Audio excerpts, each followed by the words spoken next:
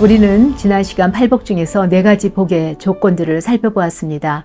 가난한 심령, 애통하는 심령, 온유한 심령, 그리고 의에 줄이고 목마른 심령, 이 4가지는 하나님 앞에 살아가는 그리스도인의 삶의 모습을 말하고 있습니다. 그리고 오늘 살펴볼 4가지는 사람들과의 관계에서 나타나는 그리스도인의 삶의 모습이라고 볼 수 있습니다. 이것은 십계명과 비슷한 구조를 갖고 있는데요. 십계명의 앞부분은 하나님과의 관계에서 오는 계명이고 뒷부분은 이웃과의 관계에서 오는 계명입니다.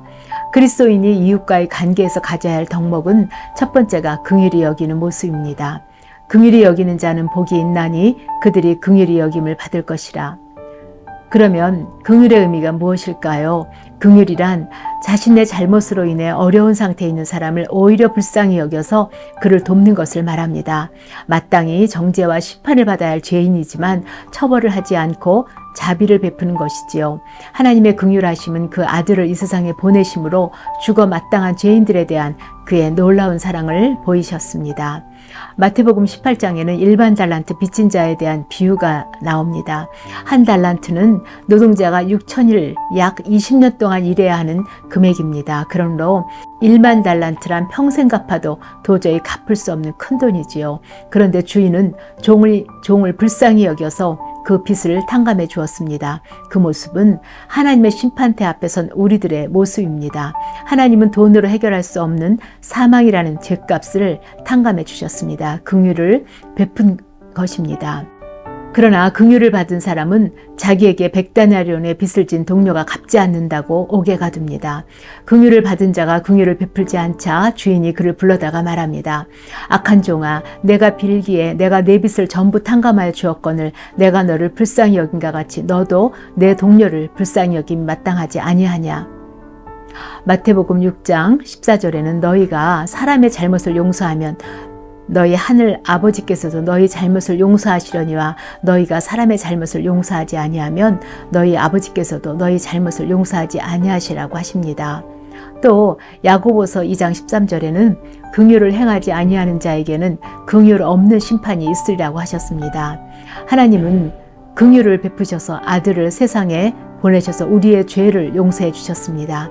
그러므로 용서함 받은 우리도 이웃에게 긍휼함을 베풀어야 할 것입니다. 팔복 중 6번째는 마음이 청결한 자가 받을 복입니다. 마음이 청결한 자는 복이 있나니 그들이 하나님을 볼 것이며, 청결하다는 것은 깨끗한 상태를 말하지요. 깨끗한 옷처럼 때가 묻지 않은 상태입니다. 또 깨끗한 집처럼 정리정돈이 잘 되어 있는 상태를 말합니다. 그리고 물이 깨끗하다는 것은 다른 이물질이 섞이지 않은 순수한 상태입니다. 순금이나 순은도 순수한 것을 말합니다. 깨끗한 삶이라 할 때 불명예스러운 흠 또는 어둠이 없는 상태를 말합니다. 우리의 마음은 죄로 인해 더러워지게 됩니다. 이사야서 1장 말씀을 보면 너희의 죄가 주홍 같을지라도 눈과 같이 희어질 것이요 진홍같이 붉을지라도 양털같이 희게 되리라고 했습니다. 예수 그리스도의 보혈로 우리는 마음의 청결함을 얻을 수 있습니다. 늘 주의 보혈로 우리를 깨끗게 하며 말씀으로 우리의 심령을 비춰보아야 할 것입니다. 마음이 청결한 자는 하나님을 보는 축복을 받습니다. 마음이 청결한 자는 하나님을 만나고 하나님을 경험하게 됩니다. 아담이 범죄한 이후에 죄악으로 하나님을 떠난 인간이 다시 하나님을 보게 되는 축복을 회복하게 되는 것입니다. 7번째의 복은 화평케 하는 자의 복입니다. 화평케 하는 자는 복이 있나니 그들이 하나님의 아들이라 일컬음을 받을 것이며, 화평이란 말은 히브리 원어로 샬롬이죠. 샬롬은 바른 관계 속에서 나오는 아름다운 사귐과 교제를 말합니다. 하나님의 복음은 화평의 결실을 가져옵니다. 그러나 사단은 항상 이 화평의 관계를 깨트리고 나누려고 합니다. 죄는 우리와 하나님의 관계를 갈라놓았습니다. 아내와 남편의 사이를 나누었고 그리고 형제와 형제 사이를 갈라놓았습니다. 그래서 그 죄로 인하여 갈라진 하나님과 인간을 화평하게 하기 위해 예수님이 이 땅에 오셨습니다. 우리 주님이 십자가에서 돌아가심으로 화평의 길을 열어놓으신 것입니다. 그의 피로 우리는 죄 용서함을 받고 하나님을 아버지라 부르게 되었습니다. 그리고 죄를 용서함 받고 하나님과 화평을 이룬 자에게는 이 화평을 다른 사람에게 전하는 직분이 주어집니다. 고린도후서 5장 18절에는 그가 그리스도로 말미암아 우리를 자기와 합평하게 하시고 또 우리에게 합평하게 하는 직분을 주셨다고 했습니다. 우리가 이웃에게 전해야 할 합평의 직분은 그들이 하나님과 합평할 수 있도록 예수님께로 인도하는 것입니다. 그러므로 우리는 빚진 자의 심령이 되어 복음을 전하게 됩니다.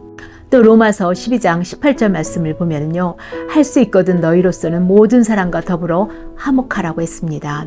우리 주님이 화평의 직분을 감당하신 것처럼 우리도 이웃과의 화평을 이루어야 합니다.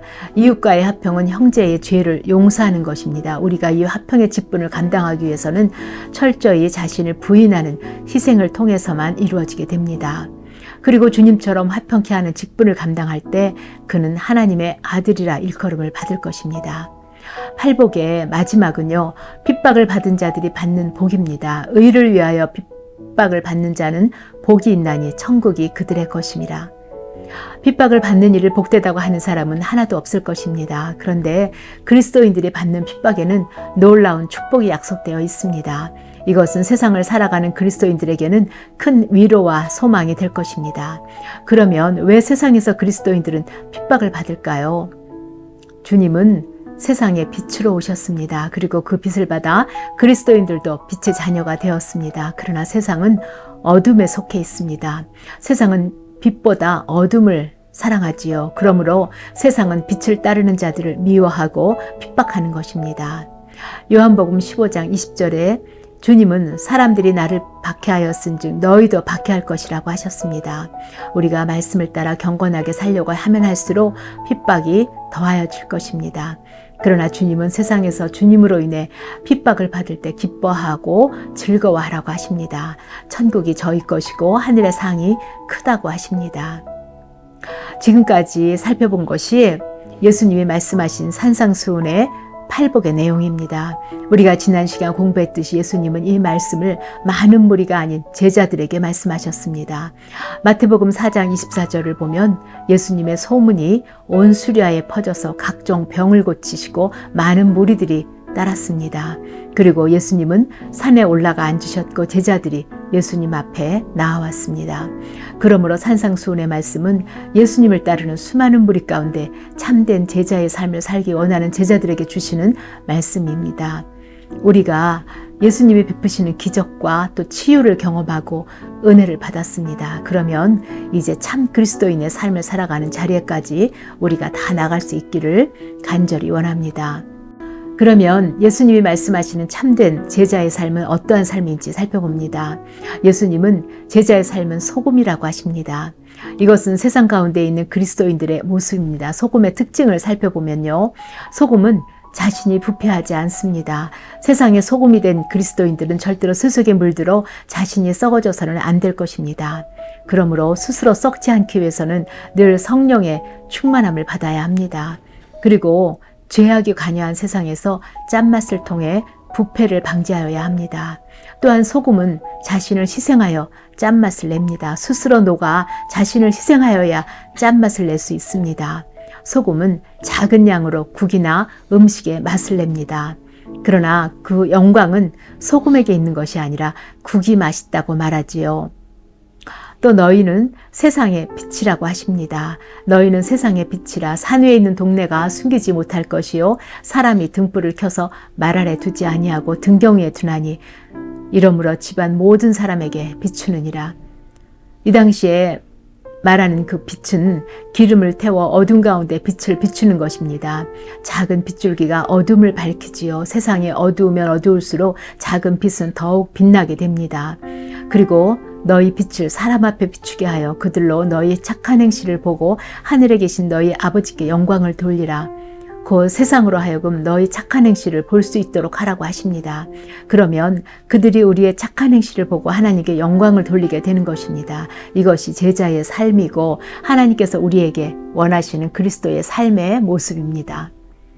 이상으로 팔복을 통해서 제자들이 어떤 성품을 가져야 하고 인간관계에서 어떤 모습을 가져야 하는지를 살펴보았습니다. 세상의 소금과 빛이라는 말씀은 세상 가운데 주의 제자들이 어떤 모습으로 드러나야 하는지를 말씀하고 있습니다. 우리 모두가 이런 성품과 이런 모습으로 주의 제자로 아름답게 드러나기를 간구합니다. 함께 기도하시겠습니다. 하나님 아버지, 산상수훈을 통해 우리에게 주시는 8가지 복을 살펴보았습니다.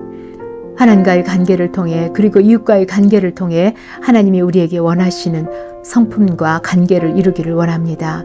주의 은혜를 입고 구원을 얻었사오니 이제 제자의 삶을 살아가는 저희들이 다 되게 하여 주시기를 간절히 원합니다. 이 세상에서 빛과 소금이 되어 어둠을 밝히고 소금의 직분을 감당하기를 원합니다. 하나님 아버지, 우리 커브를 축복하여 주시기를 간절히 원합니다. 저희가 테이블로 모일 때마다 말씀을 통해 살아계신 주님을 만나게 하시고 성령의 역사가 매일 일어나게 하여 주시옵소서. 수고하고 애쓰는 리더들에게도 하나님 아버지 지혜를 더하시며 테이블마다 기쁨과 은혜가 충만하게 하여 주시기를 간절히 원합니다. 우리 주 예수 그리스도 이름으로 기도했습니다. 아멘.